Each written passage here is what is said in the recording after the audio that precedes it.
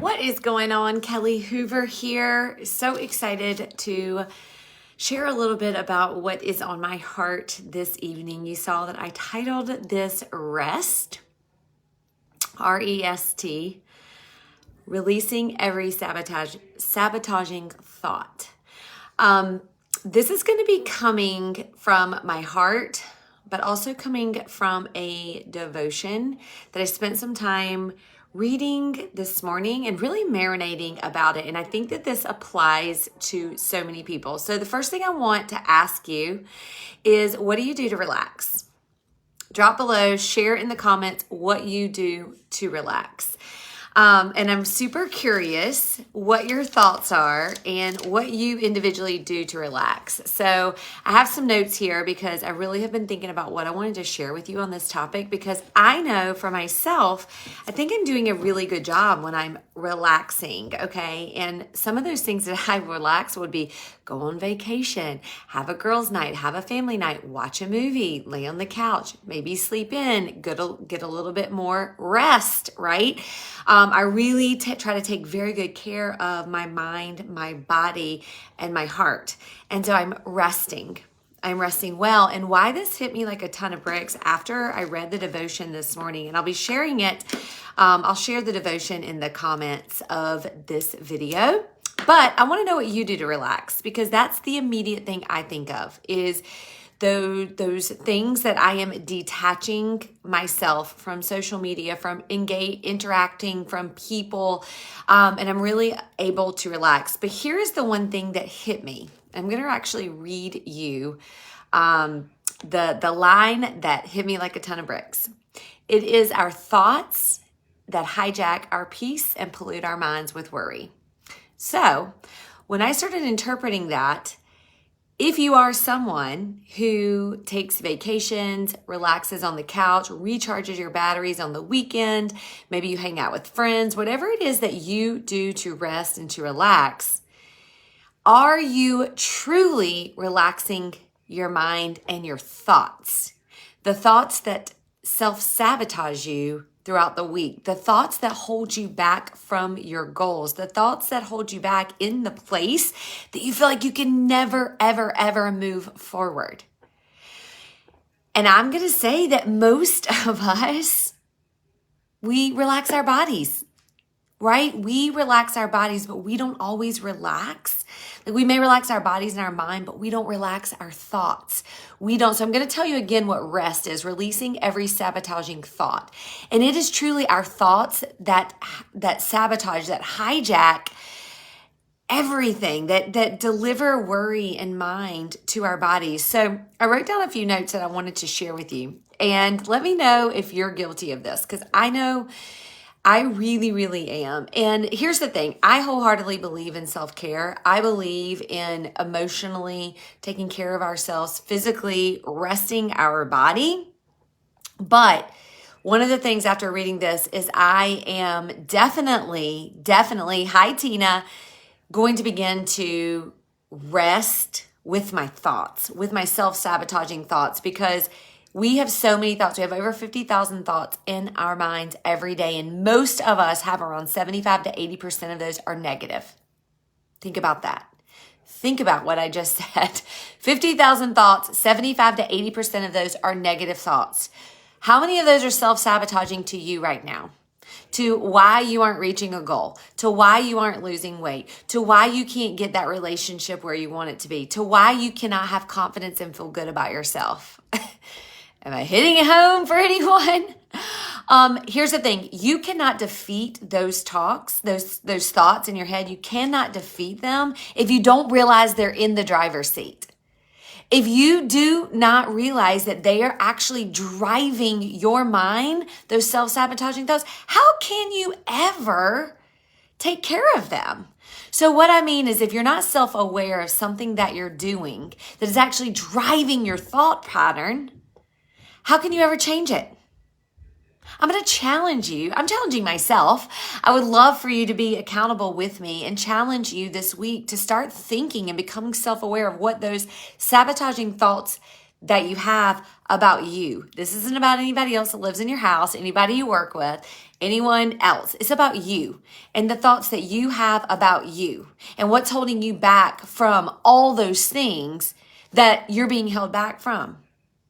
80% of what you think, the thoughts you have, are negative. Are you aware of the ones that are sabotaging you? They're in the driver's seat, but you'll never know how to fix them if you do not know what they are or that they are driving your mind.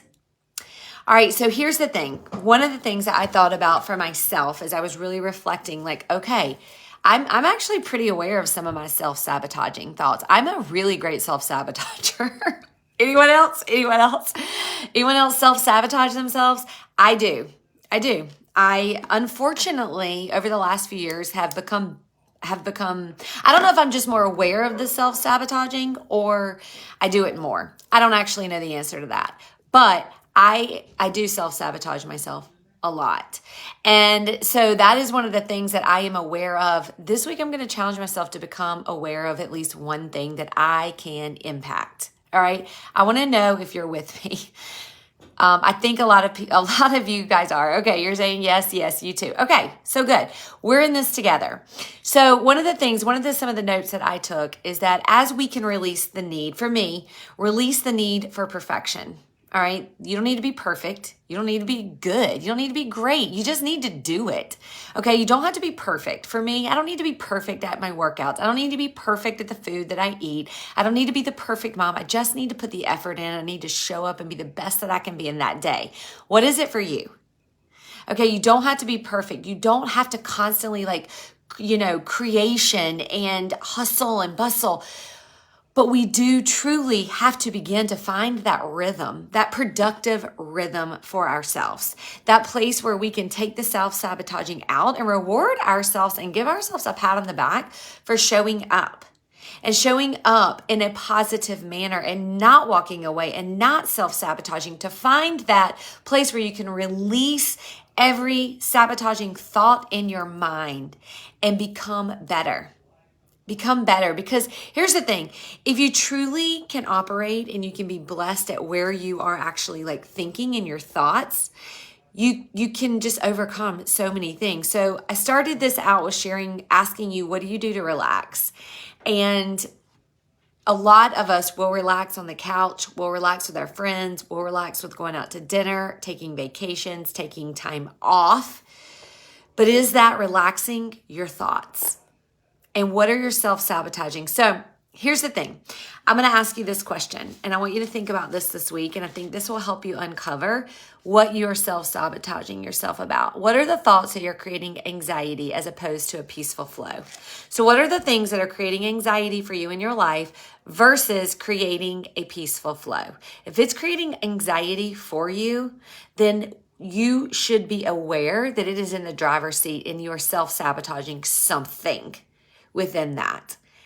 And when you think of resting, the next time you go to rest, I want you to think about the thoughts, not just your body and not just your mind, but the thoughts and the things that are self-sabotaging you. I know for me, there are two specific things in my life that I self-sabotage a lot. And those of you who are very close to me probably very much know what these are. But what happens is I will have a plan, and then I allow things to get in my way to working that plan out. Two things, a personal and a professional. These are things that I journal about this when I was doing this devotion. And I actually, through journaling, if you have not journaled before, journal. Journal the question, what thoughts are creating anxiety for you as opposed to a peaceful flow? And when I was journaling about these things, one of the things that my children said to me came out in my journaling, and it answered a lot of questions for me. And for me, I know that sometimes self-sabotaging happens when I am not taking care of my sleep. When I sleep great, but maybe I'm not sleeping long enough. So what did I need to start to change? I'm going to do a little something different this week. I'm going to change up a few things and make that a priority and see if my self-sabotaging, my thoughts, is better. So I'd love to hear from you. if this is something that hits with you, is this is something that you really do, if you do not take time to really rest those thoughts in your mind, I would love to be able to support you. We can hold each other accountable, reach out.